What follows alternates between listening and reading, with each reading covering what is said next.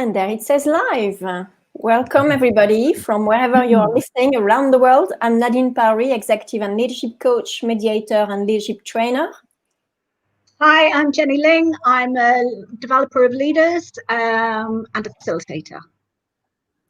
Hi there, I'm Jan Daines.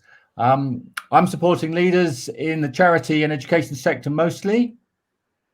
My name's Nick Sheriff. I'm a school inspector and education consultant. I love that introduction today. We did very well, actually. Nobody hesitated. We're getting back. We're getting better at what we do. Yes, we are.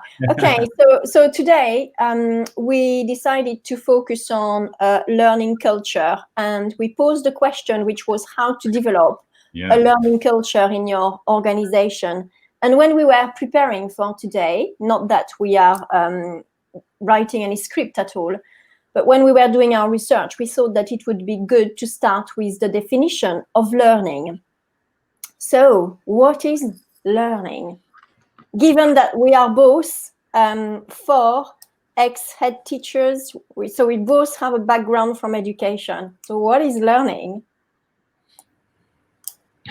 And then the silence goes. We are live. I'm just reminding you, we are live. Yeah, that's fine.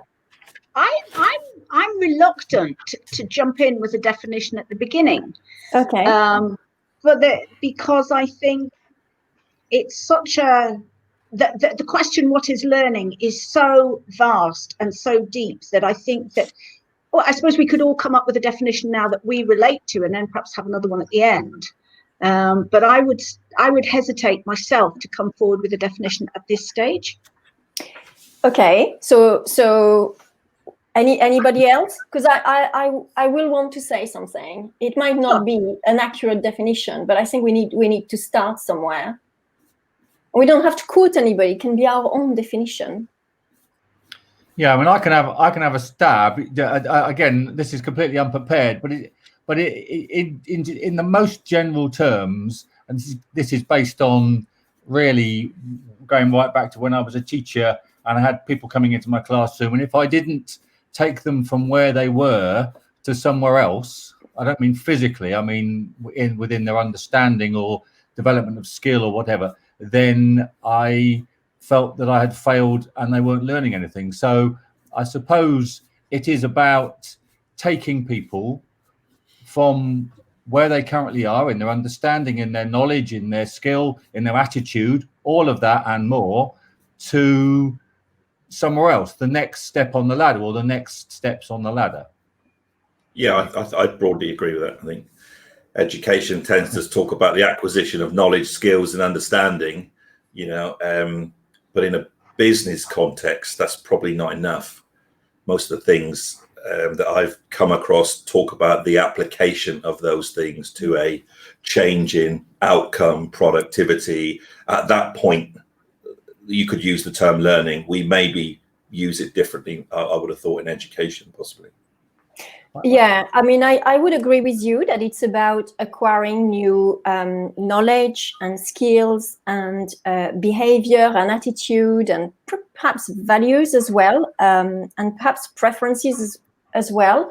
But for me, as soon as we apply that, it means that the knowledge, it means that the learning is already in our brain. If we apply something, the learning is there. So for me, it's the application is the second step. The first step is we are processing to understand and to acquire. Yeah, So I was just. Is it more than drawing out? Again, that's one of the early things that people who train as teachers get sort of not hammered into them, but become to realise that the word educate it comes from a root which means to draw out. Yeah. So the implication of that is that it's already, like you said, Nadine, within you, and you're as a teacher or as you're being educated, you're having something drawn out of you. Yeah. I think it is, but I looked at something this week that talked about of the learning, which is under the umbrella of training, let's say in business, you get trained and you learn things during your training. The interesting stat is that only about 20% of the people trained actually produce a return on investment. So it tends to say that 80% is left, untapped resource. But the return of the 20% is often, far outweighs the training, so you get bang for your buck. But harnessing what I think people refer to as mission critical training. When I was thinking when I was in the army, I wouldn't have been able to accept a 20% return. It's either everyone gets it or it's not working. So I think it's on a scale, isn't it? And the idea that there's things, monetization and dollarization, that you can measure learning, your productivity goes up, but also behavioral change. And that is quite difficult to sort of measure. You can imagine speaking to the CEO and justifying what you're doing and saying, yeah, but I've improved the behaviors of people. Is learning and productivity aligned? I wonder about that, because to me, learning isn't about producing something necessarily at the end, but the learning can be learning for its own sake. So we've talked about knowledge, skills, and understanding and application, and I totally agree with what Nadine's saying about unless you can apply it, you can't really say that you've learned it. But I think there are obviously many different ways of learning, but there are as a process, but there are also different ways of learning as a cognitive function. And I think that I think productivity is a very narrow definition of what learning is. So for instance, let's think about what we were doing today, that all four of us have made some attempt in different ways to learn the way that we learn best, so that we can share, the expertise that we've had in the past plus something more up to date. But that's not linked in any way to productivity.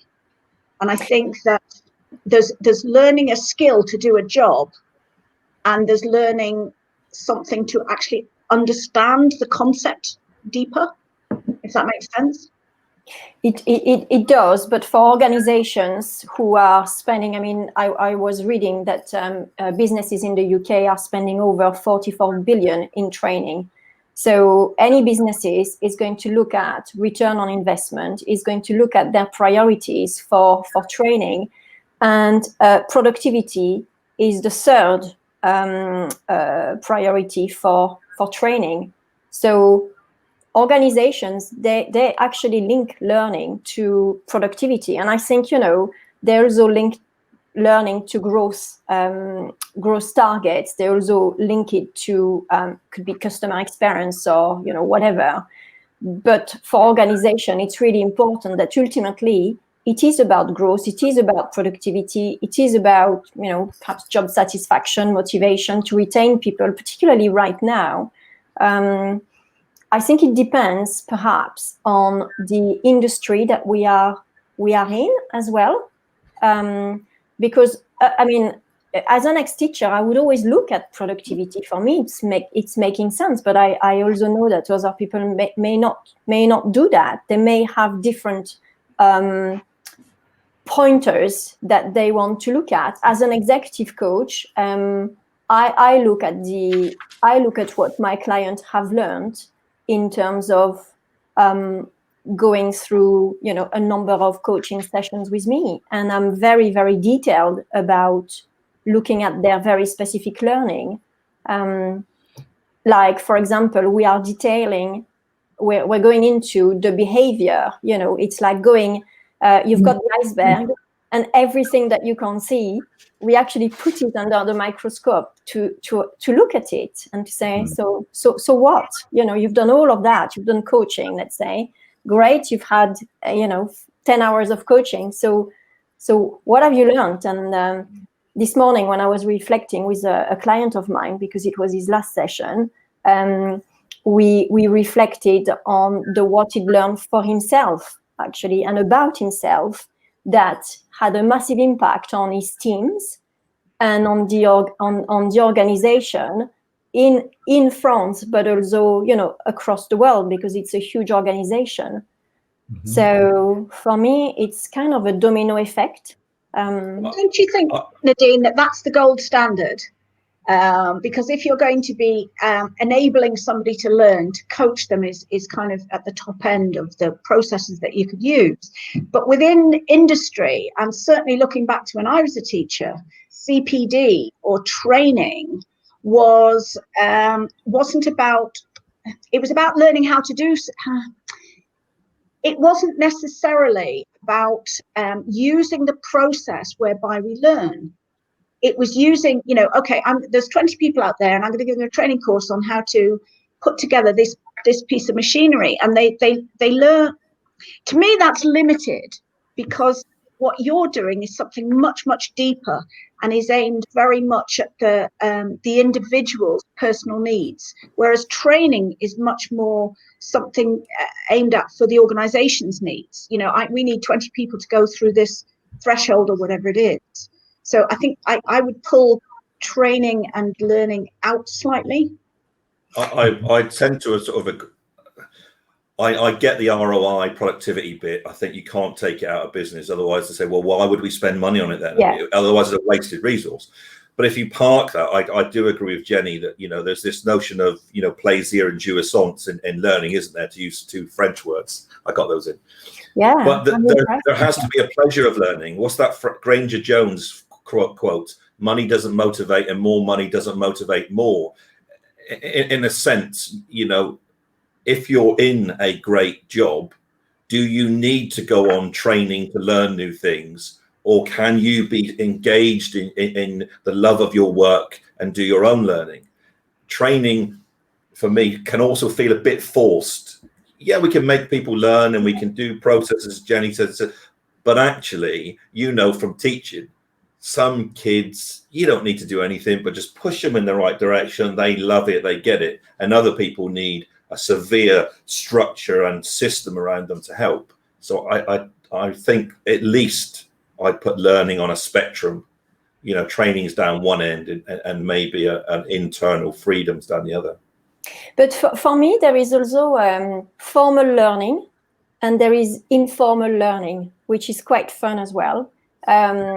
Because informal learning can be, it doesn't have to be a training that was meant to happen necessarily. It can be an experience that somebody is giving you, and as a result of that, you will learn something. But it's almost by accident, or it's not being planned as such. I was discussing actually with a client of mine, and she said that in her company they do what they call a virtual escape room. I had no idea what that was, right? And I think some people who are listening to us might know what it is.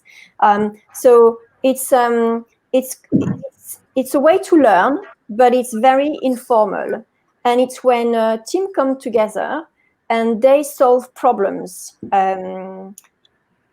They solve problem online, and they come together. And this is about encouraging collaboration, teamwork, team building. There is no ROI with that as such, right? They just have access to that to learn something informally.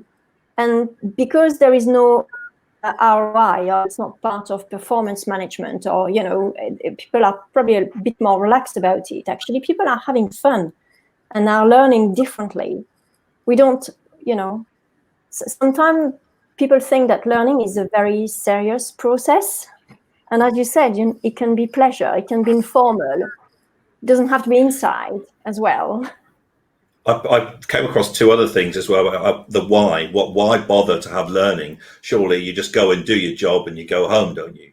But I found that unless people grow in their work, then you end up with quite high staff churn. They become bored, they stagnate, and I would grow as a person.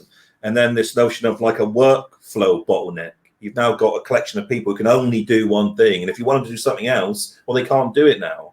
And I agree with Jenny about the training. It's almost in a modern company. Yes, I can see mission critical training.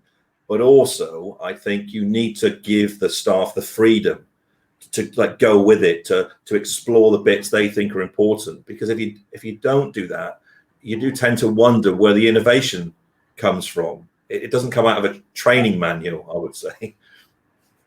I think this is where my favourite model comes in. I mean, I think Richard Boyatzis has done a lot of work around adult learning and about self-directed learning. And his model of self-directed learning, in that adults will make that learning journey, providing they can see what's in it for them. So they look at where they are now and they look at where they want to be, and then they build the steps in to achieve that. And I think that self-directed learning is how I suspect we fall, given what we do. I suspect that we learn that way because we have decided that that's a gap we want to do, and so we fill it. And I think that that's what, to me, makes effective learning, because you're doing it because you want to, because your motivation is there. Whereas training is more sort of organisational focused. And I think Nicola Morris has just come in. Hi, Nicola, welcome back. Is saying the word training gives the impression it's done to you. I absolutely agree with that. You lead professional learning, and that's linking into what I'm saying about Boyatzis and about that you taking control. And I think that certainly when I was ahead, all my staff, whoever they were, classroom assistants, caretaker, teachers, everybody had their own personal development plan. And within that personal development plan, they had set their own targets, which then had to be linked to the objectives in the school development plan. And that's quite commonplace now, but it wasn't so commonplace then. So it's got the training element because it's got the organisational values there and the organisational objectives. But within that, it's where does each person fit in? But I think even the old existing L&D departments, it feels like it's done to you. The term is culture. What does that mean? And I think there does need to be structure to help create culture. Otherwise, it really is in the ether. And I'm sure when you're really a mature organisation, you maybe can get rid of the structure. But I picked up two things this week that I like. One company's got this thing called blameless retrospectives in postmortems. Okay. But what was interesting about it is they talk about acceptable failure and innovations in the failure and what you learn from failure. But the takeaway, which I like, was you've got to have more of those meetings then, because you can't allow the distance from those meetings to be too great and then expect people to come back and say, well, I failed. You almost need to sort of allow them to push the edges, because I suppose learning or growth is much like a muscle, isn't it? If you push it to the extremes and the edges, then you'll grow. But you need people to feel that they're in the environment where they can do that without getting the sack. Yes, it can be uncomfortable, the word failing, but if you actually flip it and call it learning, you're less likely to make that same mistake, aren't you? Yeah, and I think there was another great term. They had this thing called lightning talks. I love this, by the way. And it's if during the course of your work, you found something just surprising, a different way of doing it. I don't know, a little shortcut in Excel. This company encourages people on a weekly basis to then book 5 or 10 minutes, no PowerPoint. At the end of the week, pop in, tell the rest of your team or the department what it is you found. So there's constant sharing of new ideas and new learnings that they found. And I quite like that it's not really formal. You can, it could be with a cup of coffee in your hand. And I mean, it could be with PowerPoint if it's technical, but just maybe a better dialogue and communication between people about what they're learning. And they went to great pains to talk about it has to be cross-department and cross-seniority. This can't be the senior staff doing something to the junior staff. It must really be a fair exchange. Well, that's because they're capitalizing on those learning moments to generate maximum benefit for the company, isn't it? Because of what that's doing is, if you're one of the leaders, if you're at the top, you're modeling learning. And it's providing an opportunity for people in both directions to develop relationships within the company, which has got to be good, isn't it? Yeah. Can I mention? One of the things that we've said is someone threw out a question. I think it was Nick. Why spend money on learning as a company? I think this came out of the 80-20 thing, that 80% of training or development seems to be wasted. Well, so why spend money on learning? Well, so this comes directly into the culture, because if you don't spend that money, you may as well pack up, because you're just removing yourself from that cultural position. So, but don't you think though that and money's only a resource, and it could be any resource. So just dissolving a resource in a business context is not maybe good enough. We want some outcome from using up that resource, maybe. Okay, well, I've got a couple of things that link with that. One is that I think there's the link in the business environment may be a little tenuous, but I think it's a sad day when all learning needs to be linked to a specific goal. Otherwise, is there any reason for anybody to learn about music or art or literature? Everything would be focused on something a bit more, and those things give us the richness of our lives. Now, I'm sure there's an equivalent in a business scenario. In fact, I reckon you could make an argument for enriching your workforce, allowing them that. I'm not trying to develop an argument that there should be art lessons on business time at all, but I think there's another aspect to this, which is really about culture, which is about if you transmit an obligation to learn, I don't think that's as profitable as if you make learning optional. Do you see what I'm saying? If you're doing something because the law requires you to do it, that doesn't produce the results. I thought you said the other way around. Yeah. Anywhere near as well as if you allow freedom for people to make a positive choice. You create a culture and environment within which people will automatically decide they want. So you're kind of already giving them permission, but you're not dictating that they have to do that. You see, there's a real sort of subtlety there, and I think therefore the 80-20 thing that may have come out of a scattergun approach. You're all going to be trained. Well, quite clearly, a lot of people are gonna. It's not going to resonate with them. That's where Boyatzis comes in with this self-directed learning. Because if as a sophisticated human being, if we can see what's in it for us, we're much more likely to buy into it. Absolutely. So if the organizational aims have filtered down to my specific aims, then I will be doing that to achieve what I feel is right for me within that organizational structure. Absolutely. Which is why that it's so important to get that organizational cultural structure in tune so that everybody's working towards the same end. I think it's really important as well to do an audit skills gaps within the organization, to know exactly where people are in relation to the business, to the strategies and the plans for the future. I think this is really critical. And I think there is one thing that we didn't explore, which is the difference, because we talk a lot about training since 24 minutes, but there is a difference between training and upskilling. There is a difference. When you are upskilling people, it's because their role are evolving. When you are training people, it can be because actually their role are changing fundamentally. And recently, some people have had to, retrain because their jobs have disappeared.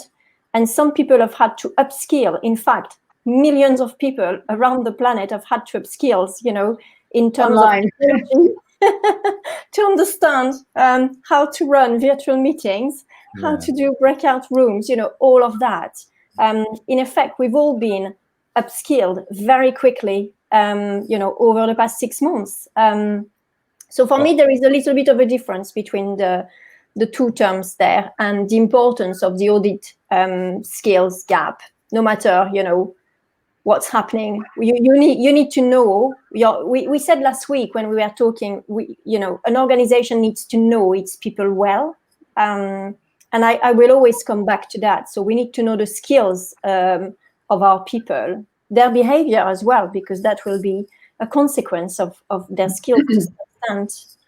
I would just say, I read something this week that said you've got to ensure that staff training has a learning focus. And I think that is key, because training in itself does not mean that people are going to learn something. It just means they go somewhere, there's something structured, and at the end there's probably some sort of assessment. Now, what that might mean is you can pass the test, but how does passing the test equate to you doing your job differently? Which they often talk about is the return on investment, or an increase in productivity. The other thing I'd say is the days of going to university and studying a course for education's sake are getting further and further away. If you look at the way universities describe themselves as courses now, there's now a link to how many people go and get a job afterwards. Well, that was never really the role of university. Yeah. So I think unless we grab learning back off terms like training and productivity, we are in danger of losing what it is. And just like us as teachers, we talk about teaching to the test rather than going through the entire syllabus. We could end up with quite a narrow, odd version of learning. Yeah. What? Just to throw a question in. What about the way people learn? How important is it to understand the way people learn? I mean, it's paramount in a learning context, isn't it? Because that means you get efficiency of learning. That's what you're after. You're after the maximum bang for the buck for the individual, the best possible chance they've got, and you can come up with a number of initiatives to make that information activity really tuned to the individual. Again, that's great in schools, great in universities. That looks more complicated when you put it in a business context and say, right, the learning and development department are going to do that for every individual staff member. But is it necessary to do it for every individual, or is it worth looking at sort of different styles or the way people learn? I mean, if you're doing a lecture, for instance, and you're standing at the front and you're giving 30 people a visual cue, and you're telling them and they need to write things down, that will only actually resonate for a certain number of people, because they may be dyslexic, they may prefer, they may be a very active learner, and actually sitting in a lecture and listening to somebody droning on is not getting them going. So I think that if you want the best bang for your buck, and you want to hit the maximum amount of proper connected learning, then you have to be aware that one size doesn't fit all. And I'm not for a minute that you need to have one, one-on-one is great. That's the gold standard. That's going back to Nadine and coaching. But even within a group of people, I mean, I deliver MPQ, SL and ML, and within a group of middle or senior leaders in education, you can see that certain people are much more comfortable in perhaps working together in a group and contributing to the group. And then one person will always be more keen to back than others. And I think that it's about giving the different ways people like to learn an opportunity within a learning environment, which is kind of what you're saying, Nick, but it's not necessarily one-on-one, but it's actually having the variety of experiences so that not everybody is having to listen and process. I think you're right. You're 100% right. But the people in the learning and development department haven't all got their PGC or their 4-year BEd. They've got something else. But it's not just about education. And if they're in a learning if they're in a learning department, sorry, I'm pushing this one. if they call themselves learning and development, then they need to understand what learning's about. And it's not about training. That would be my argument. What I'm saying is you're correct. That what I'm showing is the odd juxtaposition of the same thing. Some people, in order to get learning, do this 4-year BEd, PGC, and everything you've said. But when we get to business, we don't do that.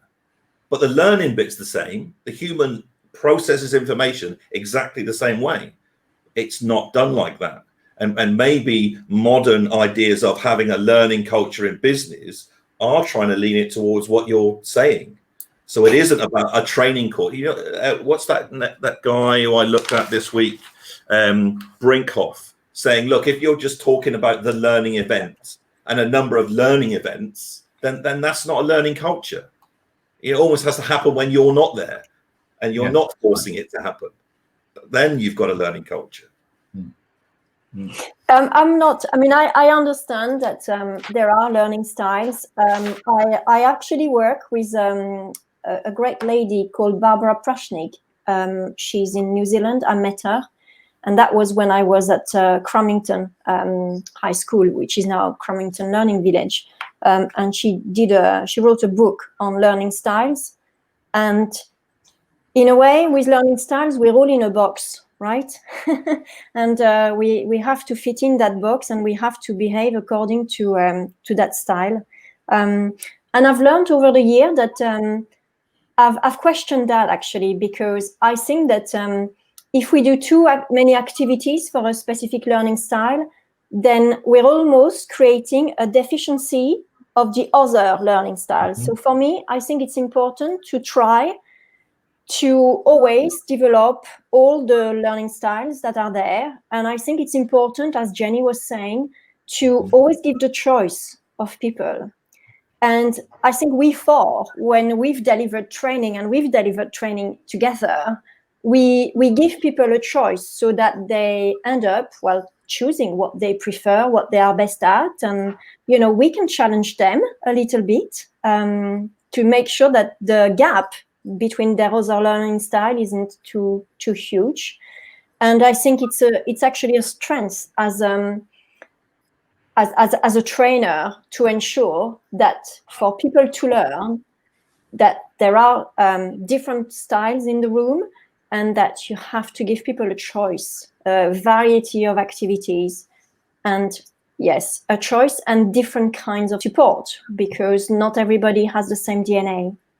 That choice as a process flows through it, doesn't it? Because I actually don't agree about it being in a box. I don't think you are in a box.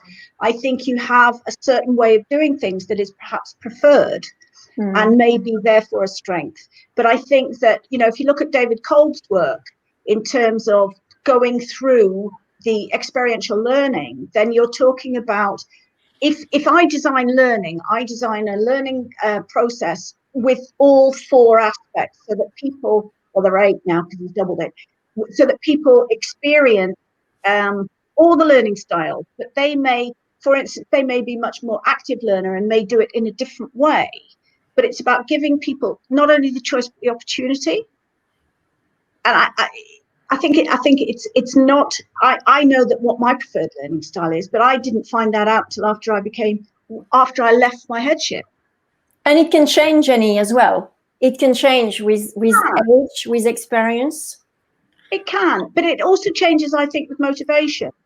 Because I think that if you're really motivated, you are more likely, and that goes back to Boyatzis, you are more likely to be comfortable with a style that's perhaps not your preferred learning style, because you want to learn.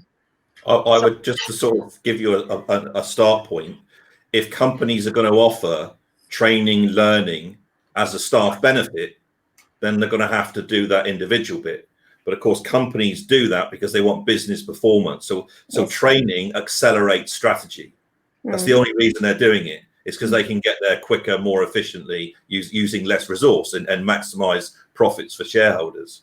But I think if you don't practice reading, let's say, and you then get a piece of text in a subject area that you're so passionate about, maybe you still haven't got the skills to be able to read and engage with that really lovely text you like if you don't practice it.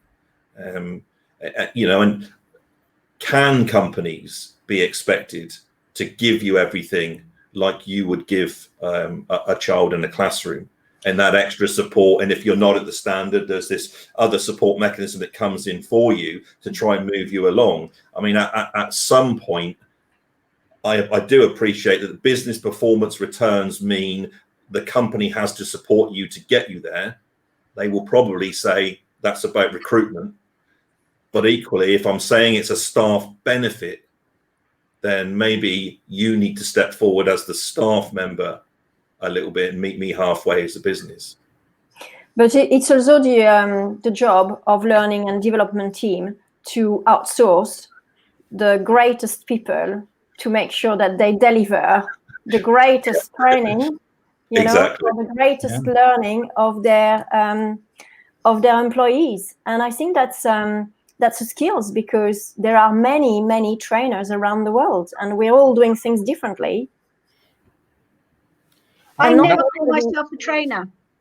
Sorry? I never, all the times when we introduce ourselves and we have all these words to describe ourselves, one thing I will never call myself is a trainer, because I don't train people to do a job.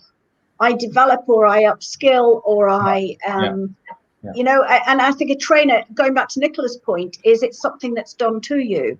And I would hope that every time I do any kind of learning, be it a workshop or even a lecture, I would hope that it brings people with their comfort zone, maybe. I mean, the time this hit me most was I had a client who was dyslexic, and I was constantly giving him diagrams and articles and things to read, because he was trying to develop his sort of self-awareness and personal development. So I spent a long time giving him these things. Oh yes, I'll look at that later. And as time went on, we began to realize that he was very bright, but would listen to podcasts. And he started, now this is about three years ago, he started developing his learning styles through listening to podcasts, and he soaked it up like a sponge. This is somebody who wasn't successful at school but is super bright, found how he learned, was self-directed because he knew he wanted to learn. And the irony is it's flipped now, because he sends me links to podcasts that he thinks would be interesting. Well, I'm obviously not a good auditory listener, because I don't listen to his podcasts, but I come along with something else in another diagram and give it to him. So I think it's very clear that he was expected to learn in a certain way for a long time and never actually felt he was able or bright at all. And I think sadly that's what happens in organisations as well as in schools. If they don't fit in with what learning and development think is training, then perhaps they're not being able to express themselves. And I think that's why it's so important to be aware of how different people are learning. I think that you're right. You're highlighting a narrowness. Now, in a business context, the narrowness is there because we have a strategy, and we don't want to waste resources on things that go outside the strategy. Although they may be great for you as an individual for development, there are some bits outside the strategy that mean it, and I don't agree with it, but it means it gets pegged back. I mean, it's only so much resource. Whereas I would argue in a school context, that happens in a more limited way in a subject. But I think when you're in the school, you then get access to all the other subjects on the syllabus, and it maybe is less visible. It's just work seems a bit narrow at times, and therefore doesn't look as rich as maybe the learning we see in schools. What about diversity? You know, it worries me that what you're talking about is productivity, and that that organizations can't make time for people. Well, you know, if you're not inclusive as an employer, and you're not making allowances for people who may be dyslexic, who may be autistic, they may have a huge contribution to make, but there are adaptations that need to be made to enable them. And I think that if you're totally output focused, then you're disenfranchising a huge part of the workforce. I'm sure you'll agree, Jan. But this is why we're going back. We're going back to knowing your people, Jenny, aren't we? We're saying that at every LinkedIn Live. Know your people. Yeah. I think I would say that absolutely the company should explore the staff members they've got. Any activity, any learning that happens within that organization must ultimately be for the benefit of the business, even if that includes and is simultaneously for the benefit of the individual. But I think we're really in danger of being a panacea in this area. I agree with you that work has to support individuals' needs in moving forward, and why wouldn't you invest in that? Because the return, it's certainly in terms of innovation, could be indescribable. But sadly, it has a monetary aspect to it that it may be. Even it does in education, because we don't teach them everything. They don't get all the resources. There's a limitation on everything somewhere. I just think what I'd say to people is, if you can get your hands around the learning bit and a return on investment happens, you can create a very good business case to somebody who's productivity orientated for a behavioral set of activity and learning, because you can prove it's going to improve the business. And that would be a good thing, I think. Yeah, Jan, did you want to say something? Well, yeah, I've been very much enjoying hearing the conversation. No, it's been great. Where my mind's been going, two things really. One is, of course, the contract for schools and colleges is completely different from the learning contract. Their raison d'etre is to help people learn, whereas business, they don't have the same contract. Their raison d'etre isn't to educate their employees. That's something that they may or may not realize that they need to do in order to keep ahead of the game or keep in the game.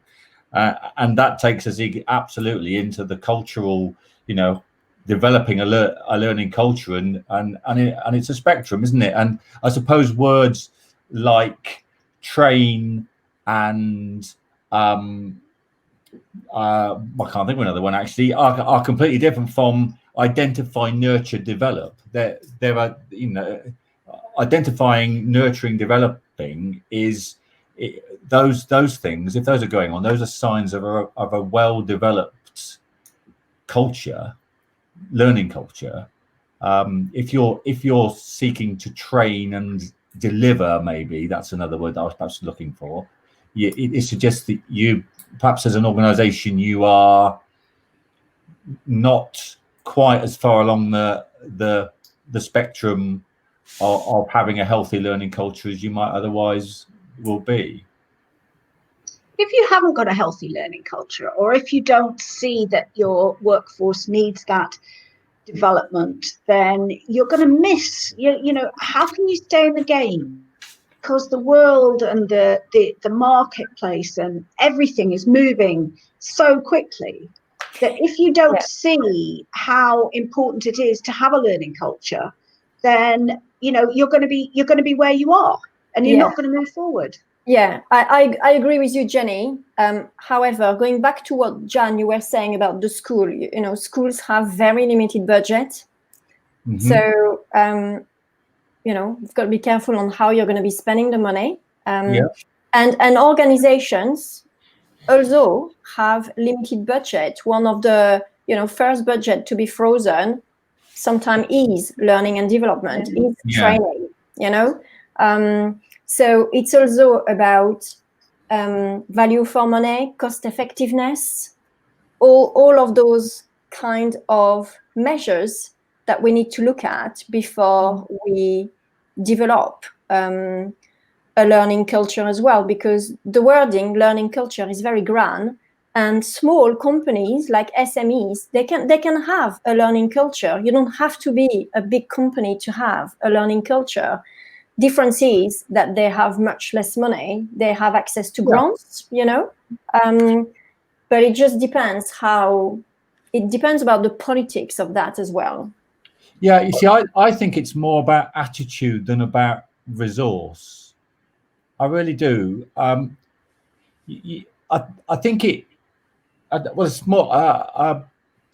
If you've got an organisation that doesn't encourage creativity from its employees, doesn't encourage people to seek external perspectives within their whatever their industry might be, then that's a risk, I think, and it particularly becomes a pertinent risk at times at times like this, when things are getting dodgy, things are getting a bit more competitive. There's some threats. If you've got people who feel that they can take a risk of making a suggestion for something they've seen outside the business, if the only people doing that are the people who are at the top, then you're missing a huge slice, and there's very little cost with that. Those are attitudinal things that are communicated through an organization, which I suppose is the real culture, isn't it? I would say nothing will kill that thinking more than when people don't do anything about it. You constantly go to your manager, your leader, and then nothing happens. Yeah, it won't be long. Yeah, Jenny makes a really good point, I think, and that is back to what we keep saying: the pace of modern working life, and how you were an expert last year, and now you're back to the drawing board. So learning to keep pace with changes there, but also personal development and growth creates engagement. So you're likely to be a happier person at work if you're allowed to engage. If you're just talked to, absolutely, and constantly in training, that's not the solution. It'll get you a return on investment, but I think my point is it only gets you the 20%. Yeah, there's this other 80%. If you can get this engagement with the workforce and do the things Jenny's saying, to maybe mean that you don't have to do so much of the training anymore, because the workforce feel that they're allowed to learn, that their ideas are wanted, and they'll do a lot more. And that other idea that skill development, back to ROI, skills development gives you efficiency and effectiveness. So you can talk the language, if you like, of the return on investment money people, and still get the behaviors. One last thing, that a quote, and that is: a robust behavior will see you through bad times. Yep. More than technical training sort of component. Loyalty. I think, Nick, it depends in which company you're working for, because some companies actually you do need that the technical side of it. Yes, Jenny. Can I just bring in somebody who's put a post saying Alan Toffler has rightly said, and quote, "The illiterate of the 21st century will not be those who cannot read and write, but those who cannot learn, unlearn, and relearn," which I think is a very pertinent point. So thank you for sending that in. I am intrigued. Who is this LinkedIn user? It's LinkedIn Learner. Yeah, we get this, don't we? Sometimes we do. If you can identify yourself, that would be really nice. We have LinkedIn user. We have about 12 minutes left, and we need to do our take-home messages for the week. Got some already. We've got some. We've got the lightning talks. I really like that. The acceptable failure. That's Nick's contribution today. That's great. Thanks a lot, Nick. Okay, so we've got those two. Anything that we want to put on our messages for people to? Yes. Can I add one? There's something called an impact map. The idea is, when you've been somewhere and learned something, you and your line manager should create an action plan about how do we map out the impact of this new thing I've learned? How does the manager support me in this new thing? And what are my new goals now, having learned this new thing? So it doesn't just sit in the ether. You know what I mean? You feel good, you've learned something, but it's not really having any benefit between you and the company. It can go into a live document, because the impact, you don't have to know it straight away. It can be something that you measure as you go. It's almost like a diary kind of document. I think you've got to be looking for it, haven't you? That's the idea. Absolutely. Yeah. Well, you've got to know what impact means. Yeah. Because things for Jenny. Yeah, can I offer an openness to both external and internal perspectives? Yeah. For a healthy culture. And I would say that training and learning are not necessarily the same thing. So So be clear. You're seeking clarity there. Organisational clarity on whether you're offering training and or learning. Is that where you're going with that? No, I'm just saying that just because you train somebody doesn't mean they learn anything. But it's Well, a bit the like, evidence says they don't. yeah, Sorry? it's a bit, The evidence suggests they don't. That's exactly the point. Well, I think it's linked to the processes that we've talked about. And I think it's linked to the fact that if training isn't within the sort of the cultural direction that the organisation is going, it's limited. If the people haven't bought into that process and made that part of their own development, then that's a missing link in the process. but If the evaluation, sorry, go on. No, I thought you had finished. Sorry. Oh, so if the evaluation and the impact isn't in it, then that, so there are certain sort of tick boxes almost that you need to go through in terms of direction, content, and how you're measuring that impact. Yeah. Because if you're spending money on training and you're not looking at how's it gone. So if I'm spending 100,000 on training and only 20% of it's effective, then, how do I know it's not effective and what am I going to do about it? Don't measure the training. Exactly. It's how well the organisation uses the training to impact upon what they do. That's what should be measured. Yeah, I have put cost effectiveness and value for money, and it's not because you've got the term learning culture in your brochures in your company that your company has a learning culture. It's a little bit like what we discussed a few weeks ago. It's not because you give books to kids that they can read. Yeah. Yeah, I don't agree with what you said, Jenny, because I think you actually said that training isn't the same as learning. Whether you meant that or not, I think that's what you said, and I don't agree because it is, because you can learn and develop a skill through training. I think there's an implied narrowness there with training and a broader view with learning maybe, but I think you're still learning something through training and indeed through repetition. I mean, it doesn't sound very sexy, does it, repeating, but actually it can be an effective way of learning something. I can learn to pronounce a word in a foreign language by repeating it. Or well, then we get into the shallow, deep, and profound learning. But it's still learning. It's still learning. Yes, it is, but it's shallow learning, and therefore it has its limitations. But it may also have its use. It has its place. Absolutely. Yeah. Absolutely. Okay. We have 8 minutes, and we need 4 more.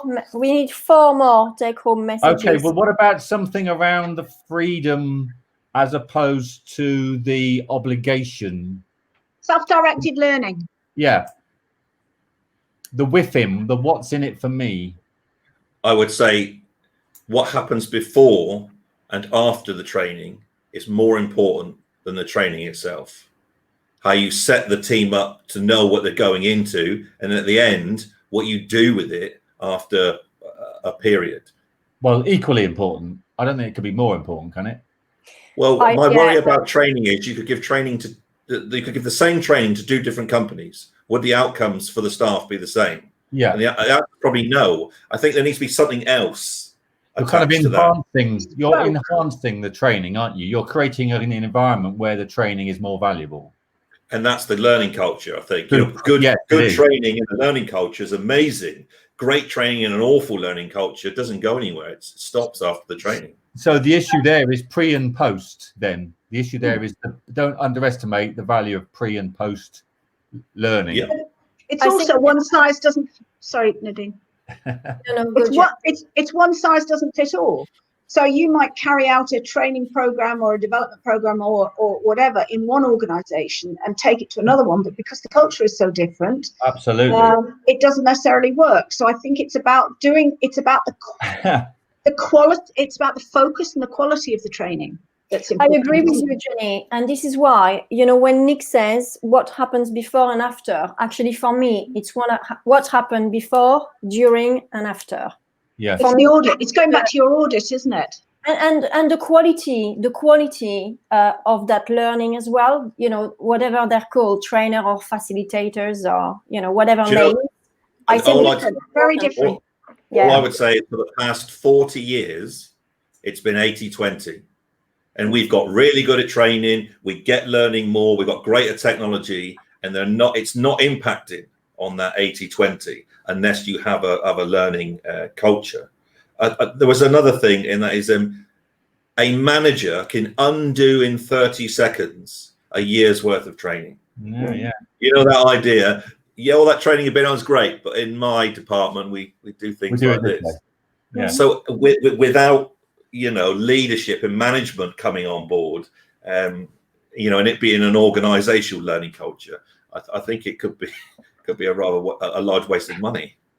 We didn't talk about values, and for me, there is the importance of transparency. So, we should all be open about the kind of learners that we are, how we are learning, difficulties we have sometimes in learning certain things, and sharing that with people as well. And how is that reflecting the values of the organization? That learning culture. If I look at the values of the organizations, where do I see in those values that learning culture is actually at the core of that organization? For me, it's really important. How many times do you see on the performance management set of measures is learning? It'd be nice to think that was measured annually. You as a leader, how are you leading the learning of your team? And you as a worker saying things like, well, what have I learned this year? And it's going to be measured, so I need to make sure I engage, if you like. But also, it's also you as a leader, how are you promoting the learning culture? Yeah, because I think Jenny's point about it doesn't have to be formal. I think that's the danger. People think it's all about training and it's all about stuff done to you. Yeah. And yes, that's useful for mission critical things, but it isn't going to drive you as a person to engage more with your work. There needs to be something more intrinsic, I would say. I think the organisations that aren't learning organisations, that don't expect their employees to have any kind of learning, I think are in a danger of losing them, because so many people, if they would say, that their main thing is frustration because nobody's listening to me, or I'm not learning anything, I'm in the same place I was 4 years ago. So a learning organisation is about reinvesting and valuing their own workforce, bringing them on and developing them. Whereas if you're just leaving them, then people are going to go to organisations that actually value that learning, because I think as a human race, we all want to move forward rather than staying still. I would also say, don't be worried about the 20%. The 20% are your control group, and then your justification to the board is to why to do more, invest more in it, because it works for these 20, and look what we can do with these 20. So I don't think you have to be looking for the high 90s and 100% when you're looking at this. Okay. Well, thank you very much for listening to us, for from wherever you are in the world. We've not decided yet what our next week will be, but I think next week might be our last LinkedIn Live before Christmas, because we won't be doing a LinkedIn Live on Christmas or on Boxing Day. Well, we won't, Jan. No, we won't.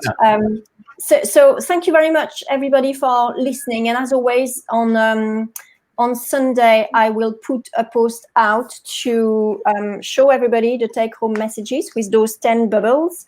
And we will let you know what we will be talking about next week. But for now, it's goodbye from London. Thank you, everybody. Bye. Bye-bye. Bye-bye. Bye-bye.